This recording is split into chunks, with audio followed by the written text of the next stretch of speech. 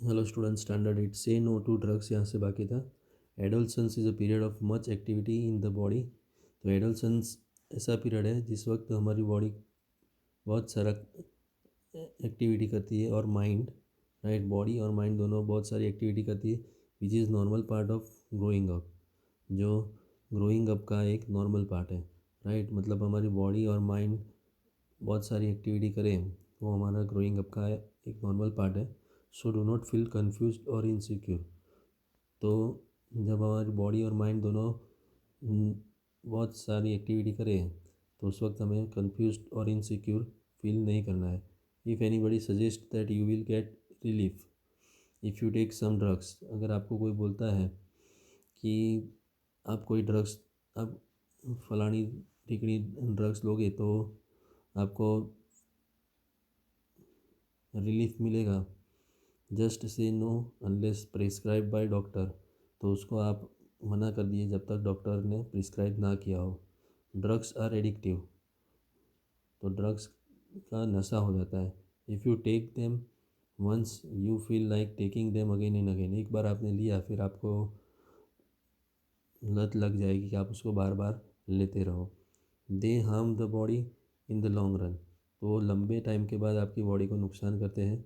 They रूइन health and happiness, मतलब उससे अपनी हेल्थ और हैप्पीनेस दोनों ख़राब हो जाते हैं। जैसे आपने थोड़े दिन पहले न्यूज़ में सुना होगा कि ग्रेटेस्ट कॉमेडियन जो थी भारती सिंह और हर्ष, वो ड्रग्स लेते पकड़े गए। फिर अर्जुन रामपाल पकड़ा गया, बराबर। 1993 में संजय दत्त पकड़ा गया था। ओके, तो ये हमारी बॉडी को बहुत नुकसान करते हैं। You must have heard about AIDS which is caused by dangerous virus, आपने एड्स के बारे में भी सुना होगा, जो डेंजरस वायरस से होता है, राइट। कौन सा virus? HIV। This virus can pass on to a normal person, right.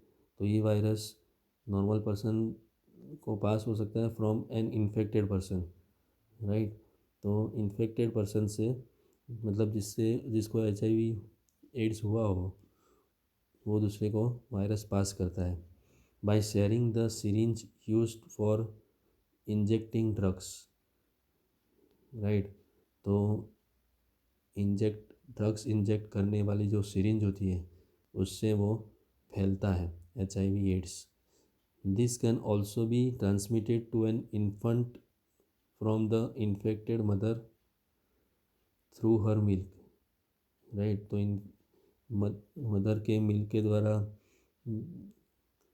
भी, मतलब अगर इन्फेक्टेड मदर को हुआ है तो उसका दूध पीने वाली बच्चे को भी होगा।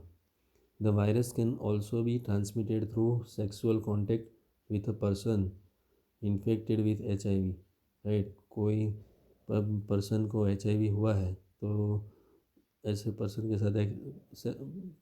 के साथ सेक्सुअल कांटेक्ट करने से भी HIV एड्स ट्रांसमिट होता है, राइट, फैलता है।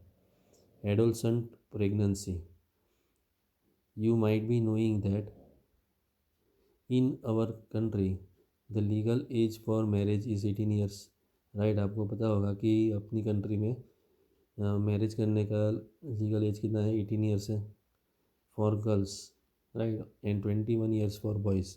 18 ईयर्स गर्ल्स के लिए और बॉयज़ के लिए 21 ईयर्स है। This is because teenage mothers are not prepared mentally और फिज़िकली फॉर मदरहुड, राइट। तो ये इसलिए रूल है कि जो टीन एज की मदर होती है वो मेंटली और फिज़िकली मदर होने के लिए प्रिपेयर नहीं होती है।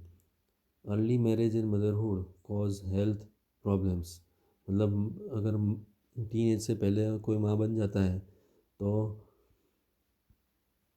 वो हेल्थ को नुकसान करता है, मदर की हेल्थ को, और बच्चे की हेल्थ को भी नुकसान करता है। It also curtails employment opportunities, right. तो उससे एम्प्लॉयमेंट अपॉर्चुनिटी भी चली जाती है for the young woman, right. जो यंग वुमन है उसकी एम्प्लॉयमेंट की अपॉर्चुनिटी चली जाती है। And may cause mental agony as she is not ready for responsibilities of motherhood, right. तो मदरहुड की रिस्पॉन्सिबिलिटी लेने की भी वो मेंटली तैयार नहीं होती है, राइट। तो उसकी वजह से उसकी एम्प्लॉयमेंट अपॉर्चुनिटी चली जाती है। ओके। तो यंग वुमन को नुकसान होता है ऐसे जल्दी प्रेग्नेंट होने में, राइट। तो इसके बाद वाला पोर्शन क्या है, कीवर्ड्स और एक्सरसाइज, वो हम कल करेंगे।